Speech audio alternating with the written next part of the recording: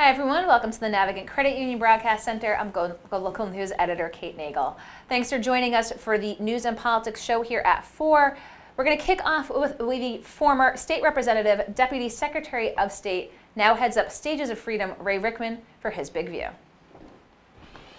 Kate, thank you very much. I want to talk about something absolutely dreadful, awful, and then I want to talk about something absolutely wonderful.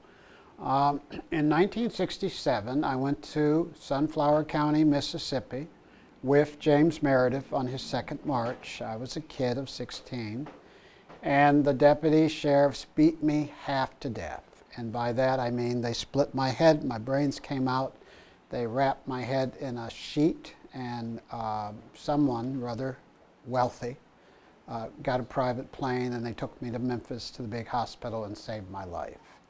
And the thing I remember most about that is the name calling, what they did not call me.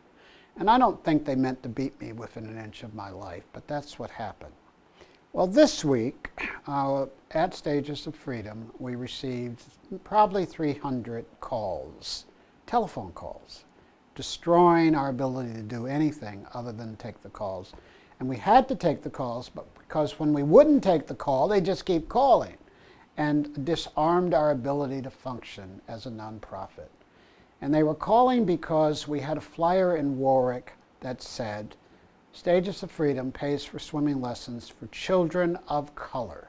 Very positive, upbeat term, meaning everybody basically who's not white.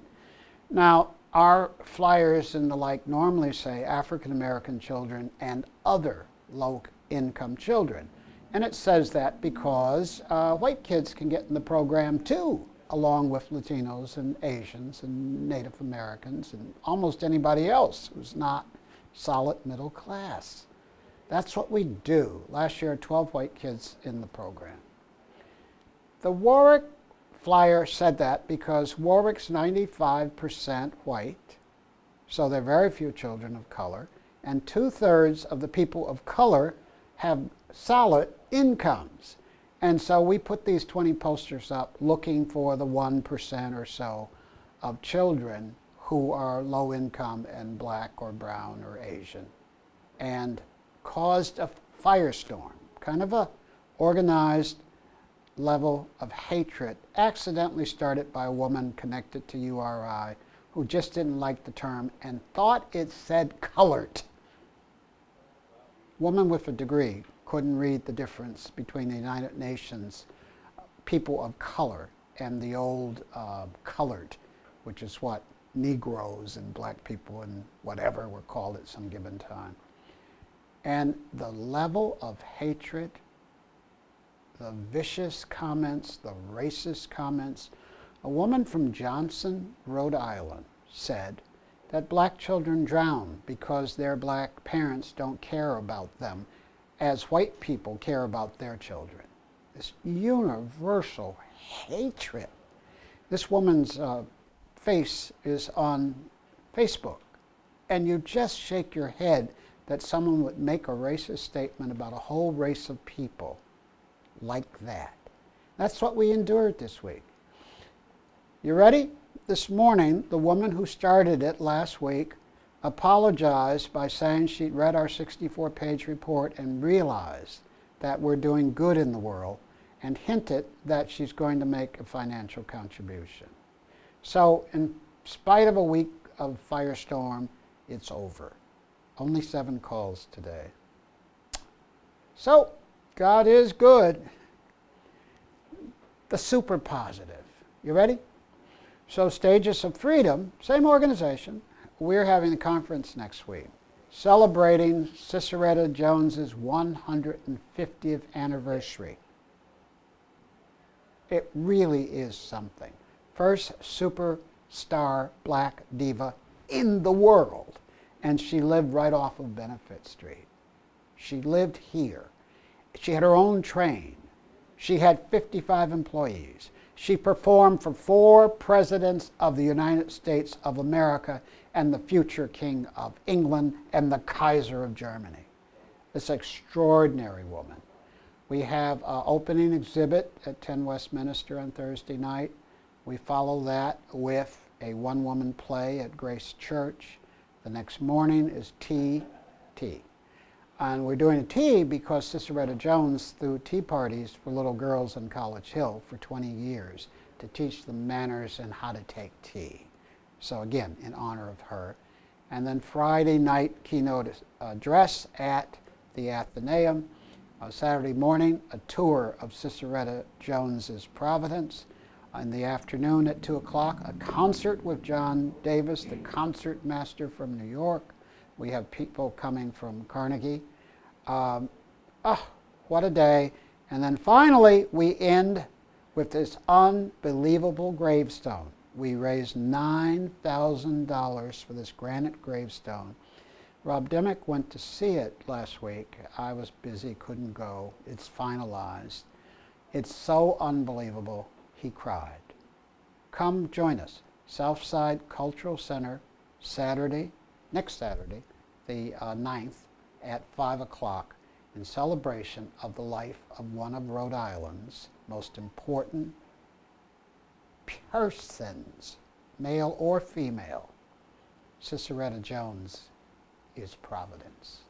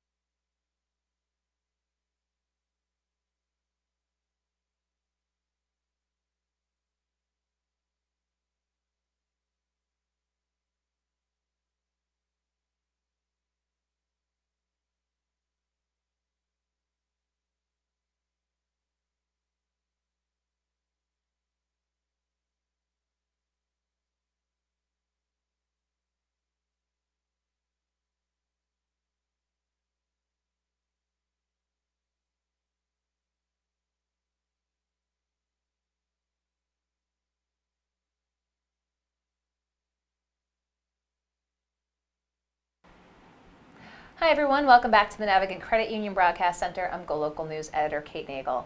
We'd like to thank former State Representative and Deputy Secretary of State Ray Rickman for giving his big view. I'd also like to welcome my next guest here into the studio, Eric Latek, filmmaker, brains behind the creative and production of The Ripple Effect. This is the DOT's campaign to raise awareness about impaired driving. GoLocal has featured numerous people who have been part of this effort, but you're really part of that linchpin that brings it all together to tell these stories. Sure. So talk with us about being approached with this concept of trying to let folks know about the impact of impaired driving and how it turned from concept into reality. Sure. So Dante Bellini with the RDW group, he brought this project to my attention. Originally we had done a season before that called Beyond the Crash. So that was really through the perspective of state troopers. So then this past year, this project of The Ripple Effect came to fruition through Dante really having this vision of looking through the eyes of not just the state troopers, but also everybody else affected. So, you know, whether it's rescue, firefighters, hospitals, the families, everybody. So it was really this mission to go in and look it through the eyes of everything possible. So that just required, you know, a really difficult process of having to see some really difficult things and film and capture a lot of difficult content. So it was really brought together again by Dante and the RDW group. And so you talk about having done Beyond the Crash, moving on to The Ripple Effect. You talk about the difficult content, but isn't that the centerpiece of really driving home to the viewer? Is it supposed to either get the gut or get the heart, really get to the core of the person about the impact of impaired driving? Yeah, absolutely. So, you know, it was kind of going through the eyes and taking it further in terms of not just being gratuitous, but to really show you the aftermath through the eyes of family members, but also going into some deep and dark places, such as the medical examiners, and again, having to film and capture some pretty explicit content, whether it's you know, being in the freezer, stuck in a freezer full of body bags, which was probably the most difficult thing I've had to film. I mean, but then to be on the road and drive with the rescue and try to capture an incident as far as drinking and driving is concerned, which we're able to do, and just having the camera rolling for pretty much anything, and having to be spontaneous and try to be in the moment of these really, you know, horrible tragedies. Did anything surprise you, anything eye-opening in this process as you went through and made it? There hardly can be a Rhode Islander out there who hasn't seen any of these segments. Yeah, that's been the interesting thing for me is when people find out that I was involved with the ripple effect.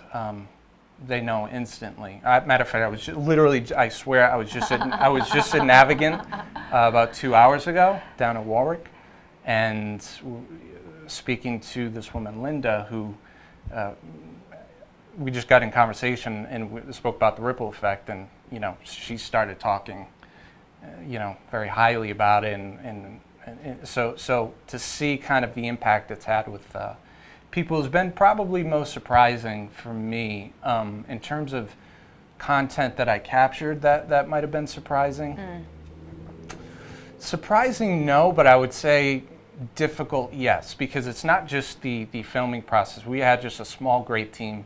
You know, as I said, Dante producing, myself, David Zapp, Richard Kazarian, Mauro Colangelo, and it was really the small team that we would just, if it wasn't on production and documenting these cases, post-production. So you're constantly having to deal with this difficult content where it just, you know, you can't get away from it, and you spend months and months, and it really gives you a whole new perspective of yourself, and really appreciating things you might overlook. You know, when you've spent, you know, a couple hours just filming a family who's lost somebody, and they're in tears and they're mourning, and you just, it really hits you home as far as the reality of it. You know, because I think we take it for granted day by day, and you know, these tragedies, because they don't affect us a lot of the time personally. You know, but when you see it firsthand, man, it puts a whole different perspective on things. Well, they certainly have had a significant impact, and as you mentioned, you know, running into someone at the credit union talking about it as well, because that's really the goal, is to get more people talking about it, aware of it, and you know, make people think about making those decisions. You know, are you hopeful this is going to have a strong impact? I know, I've known it's already had a strong impact. You know, I have this kind of idea that I'm not sure if it's how many people you strike, or if it's just that one person you strike that makes a difference. So what is that worth? Are we looking at quantity, or are we looking at quality? And I know it's affected just one person, so I'm satisfied with that. I feel like that's enough. But in terms of the reach it's had, this may not be ripple effect, but this was for Beyond the Crash. Well, I was in Vegas last year doing a shoot, and I was at a dinner, and in conversation speaking about Beyond the Crash, people in Vegas that I was at a dinner with knew immediately, because they had family who were troopers from Vegas, and you know, to see this kind of go out on a national level, it's interesting, you know. Well, certainly continue to raise the awareness of impacted driving. The state police, after the Memorial Day weekend, released numbers as well of folks. It's just the continued awareness. And from, again, those different perspectives, from the first responder, from law enforcement, from the family's perspective. I mean, there's no stone you left unturned. No, I don't think so. I think we got one more stone left unturned, but I'm waiting to hear if that stone will be turned. But no, it's pretty close. We've tapped into as many perspectives that I think you could get in such a you know, in this example of drinking and driving while drinking and driving. You know, but for me, there was a lot of synchronicities that I found interesting because, you know, my father, he was the chief of the Providence Fire Department. He retired in 1995. So I grew up in the fire stations. You know, I grew up right over here down South Main and Branch Avenue. So to be back at this fire station that I remember fondly and having sleepovers there, you know, when I was like 6, 7 years old, and then actually filming, you know, the captain who my father helped train when he first came on. This has been an interesting roller coaster of a ride in terms of this project, for me at least. Oh, you know, it's Rhode Island. It's as you said, the ripple. It's almost like you can't not be impacted. You've got your personal story. You see these folks, and each of the segments that you see with people, they know folks in the community who see it as well.